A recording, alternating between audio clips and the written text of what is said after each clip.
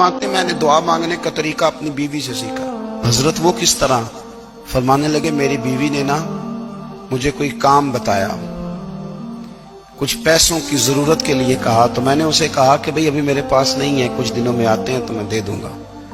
औरतों की आदत होती है, वो बार बार याद कराती हैं। 2-4 दिनों के बाद फिर उसने कहा हजरत वो मैंने कहा था कुछ पैसे, मैंने उसे कहा कि अभी मेरे पास नहीं है, कुछ दिनों में मिलते हैं तो मैं तुम्हें दे दूंगा। उसने कुछ दिनों के बाद फिर कहा हुजूर वो मैंने कुछ पैसे कहे थे। फरमाते मैंने डांट दिया, मैंने कहा कि क्या तू रोज मुझे शर्मिंदा करती है, कहा ना मेरे पास नहीं है, होंगे तो दे दूंगा, तू रोज याद कराती है।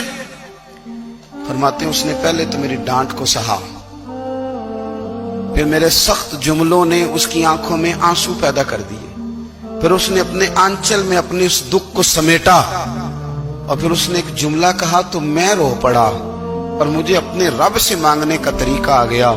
मुझे कहने लगी हजरत जी आपने डांट दिया, मैंने सह लिया, पर आप ही मेरे शौहर हैं, बताएं ना आपसे न कहूं तो मैं किससे जाके कहूं।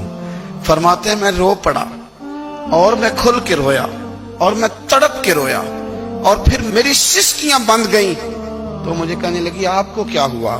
मैंने कहा मुझे भी दुआ मांगनी आ गई है। जब मैं उसे कहूंगा ना अल्लाह तू ही मेरा रब है, मैं तुझसे न कहूं तो मैं किससे जाके कहूं, मैं क्यों किसी बंदे से सवाल करूं, मैं क्यों किसी दुनियादार से कहूं, मैं तेरे बंदों का नेक बंदों का वसीला लेके तेरे महबूब की गुलामी लेके तेरी बारगाह में आया, तुझसे ना मांगूं तो किससे मांगूं।